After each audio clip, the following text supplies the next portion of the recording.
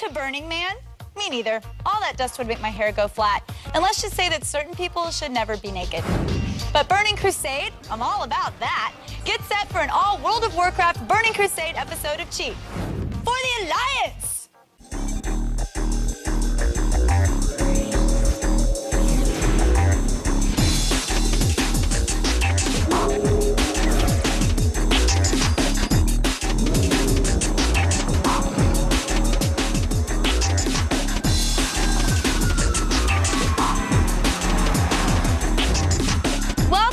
Cheat, the video game show your mama warned you all about.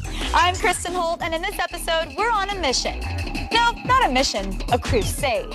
I've got the inside, backdoor, top secret goods on World of Warcraft's Burning Crusade expansion pack. Whether you're a Blood Elf or a Draenei, this is the only show you'll ever need to navigate the new territory. The online sensation grows. World of Warcraft will suck away more of your life with the Burning Crusade, and you'll love it. On your path to eventually defeating the Doom Lord Kazak, you'll explore over 10 new dungeons, befriend entirely new factions, and gain the ability to fly across the Outlands. The opening of the Dark Portal isn't the only thing to worry about. This time, 2 new races have arrived. The Horde has gained a new friend in the Blood Elves, while the Alliance now fights alongside the Draenei. Each side now has access to a previously unavailable class, so you'll finally see Horde Paladins and Alliance Shamans. As you learn about your new alliance, you'll also learn about the new division. Shatrath City, the economic hub of the Outlands, will force you to choose between the Scryers and the Aldor.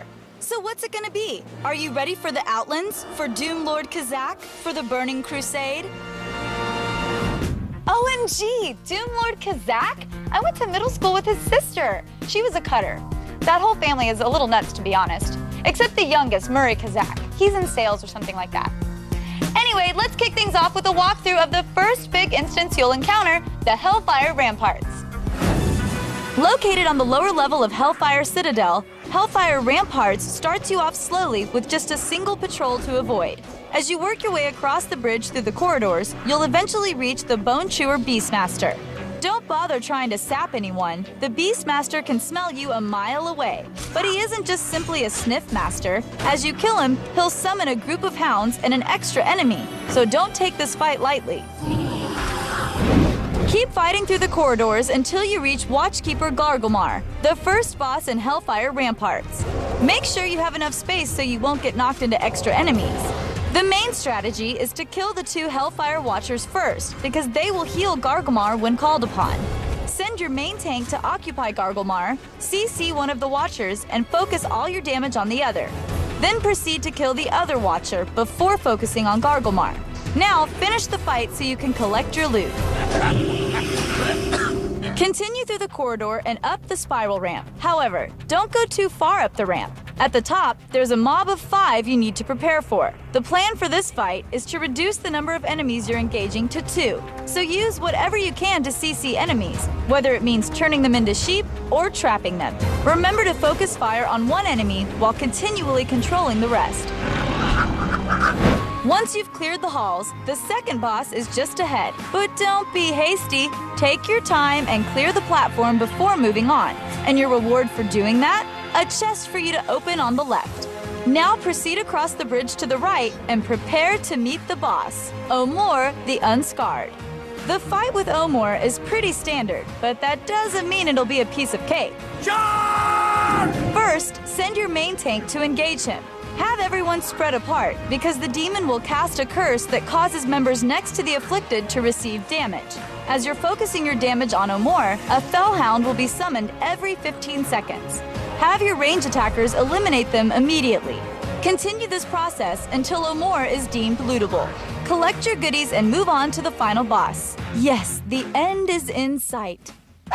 You see that Nazgul-looking enemy? Well, that's not the Witch King of Angmar. It's Vazrudin, the final Ramparts boss, astride his trusty steed, Nazan.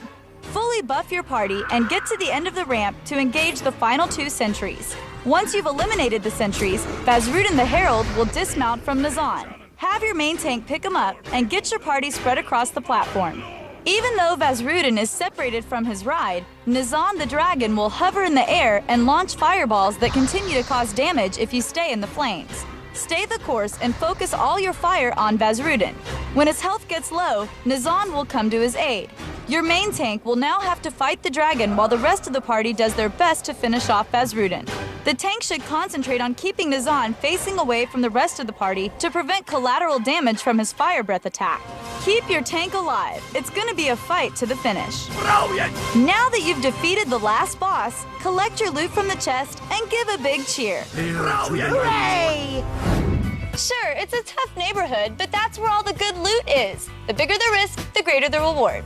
Stick around. When Cheat returns, I'll show you all the pros and cons of Burning Crusade's new playable races, the Draenei and Blood Elves. But first, here's a quick cheat to boost your reputation with the Cenarian Expedition. Want to increase your reputation with the Cenarian Expedition in the Outlands? Here's how to boost your heroic character past the neutral-friendly state, where all you get is a lousy flare gun.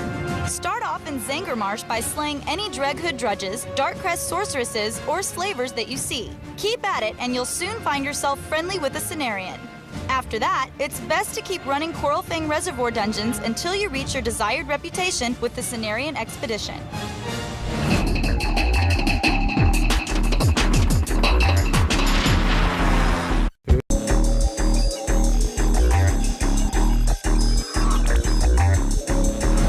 Welcome back to a very special cheat. No, it's not about drugs or teen pregnancy. This is a very special All Burning Crusade episode. You may have noticed new playable races in this World of Warcraft expansion pack. Each brings its own strengths and limitations. First up, the Draenei, or Exiled Ones. An interdimensional spaceship called Exodar has crash-landed in the Outlands. Her inhabitants, a race known as the Draenei, are on the run from Sargeras. But these refugees possess powers unique to their race and can even become shamans. Draenei can combine their shaman abilities with any other class except rogue or druid. They are natural healers, which, as you can imagine, will save your butt more than once. The race also possesses more passive traits, like the increased likelihood of any Draenei party members to hit with spells or melee attacks. They're also gifted jewel cutters, which can increase your skills in the newly available jewel crafting profession. Starting in Azure Mist Isle, you'll quickly level up and move on to Bloodwatch. The next beginner zone you encounter is Blood Mist Isle, just north of Azure Watch. There, you'll have enough quests to get your Naru Blessed Draenei to level 20. Kill your fill of blue owls, elder bears, and sea serpents before heading to the Eastern Kingdoms and possible contested territory. So you want to be a jewel crafter? Azure Mist Isle is the place to be. The jewel crafting trainer is inside the Exodar. Approaching level 20, you can obtain a particular quest at Vindicator's Rest, which is west of Bloodwatch. Completing this quest yields decent weapon rewards for all class types at level 20.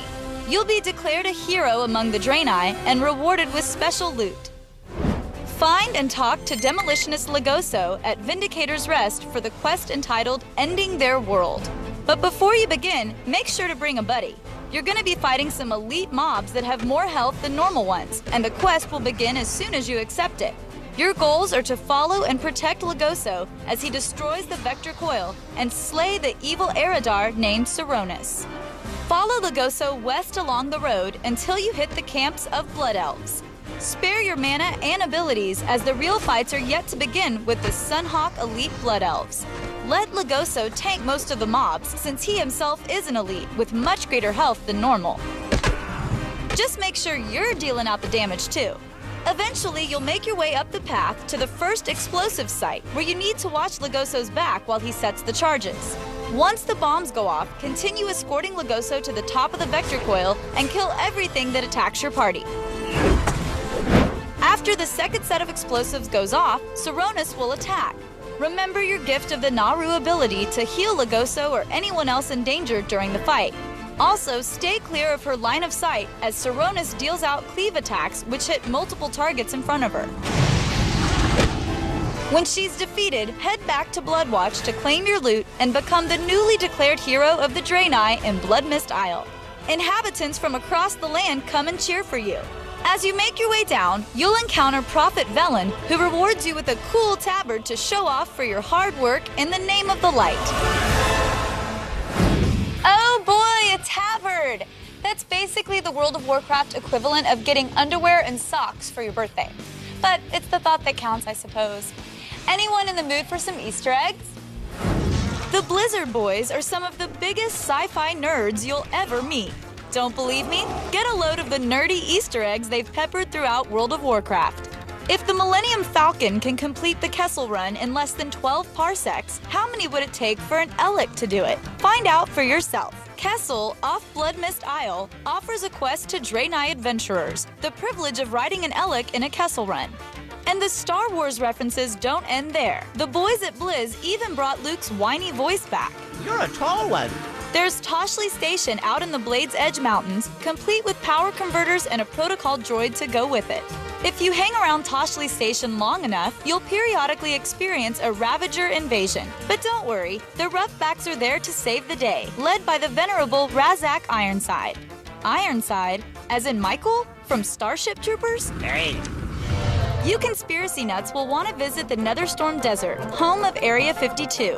I guess Area 51 is just a decoy. Now, if you're looking for an alien and can't find one, maybe it's because you don't remember seeing one. Now, who's playing games on you? It's the Men in Black, erasing your memory every time you walk through the entrance. Wow, that glow is friggin' bright. But lucky for you, you don't remember seeing it.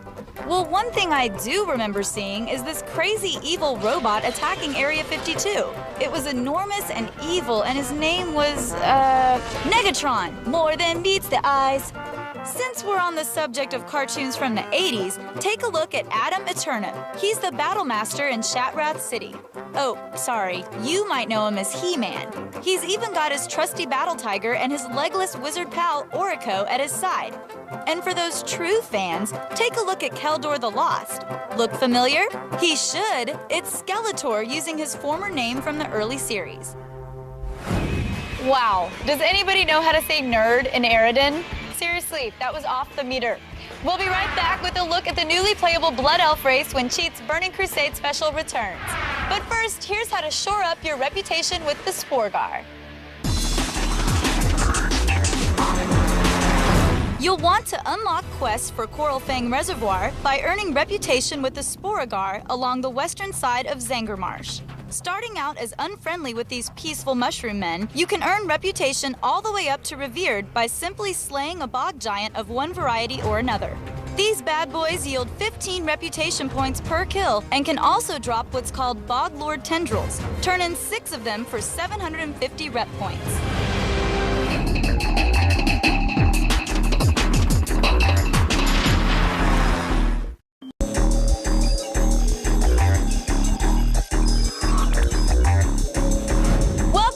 Cheat's Burning Crusade special. This World of Warcraft expansion pack features another new playable race in addition to the Draenei. The Blood Elves are allied with the Horde, and they look nothing like Orlando Bloom. Here's how to make the most of their malevolent mojo if you decide to play on their side.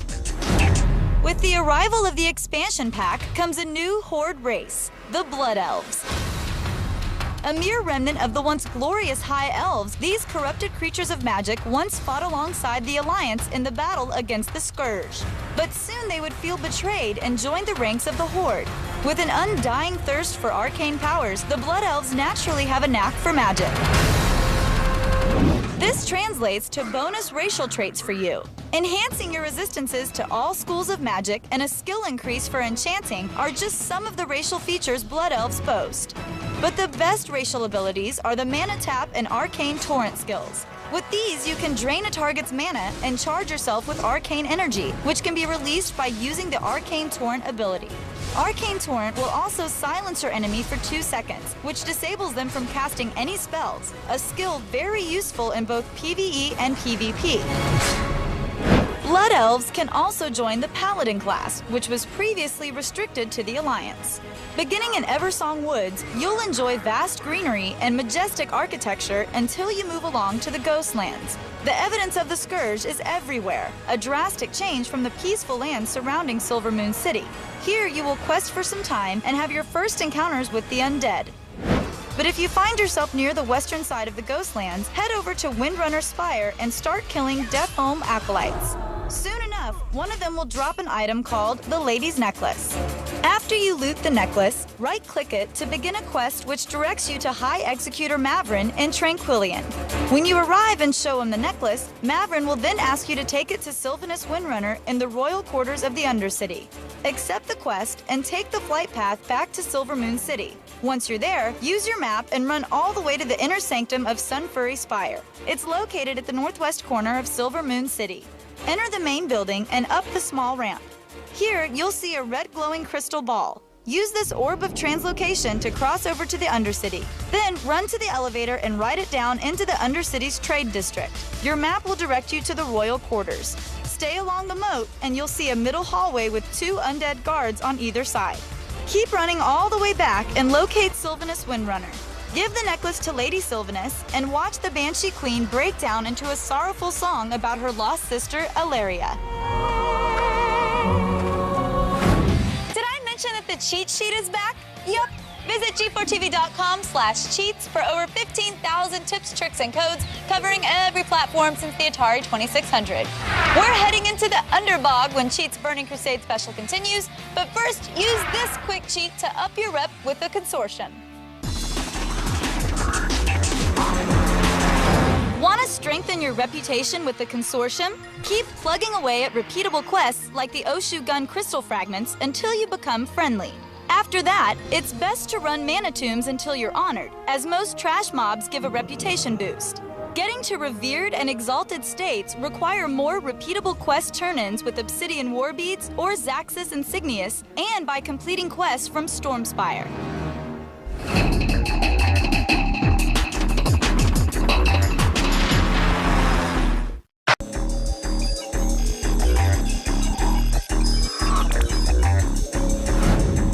Welcome back! Just can't get enough of this Burning Crusade, can ya?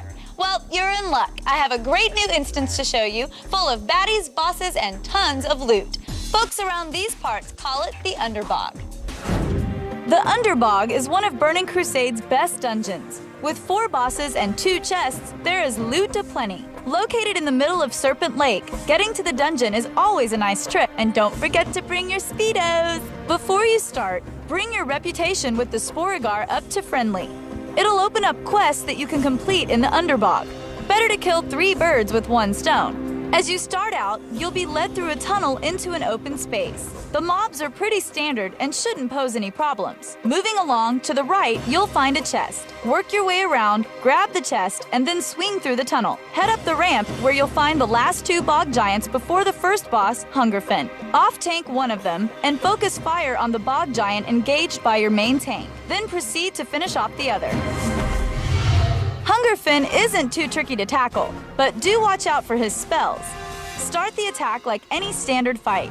During the battle, Hungerfin will drop mushrooms at ranged attackers, which will rapidly grow and cause a lot of damage if players are unaware. Quickly move out of the way of these ferocious fungi.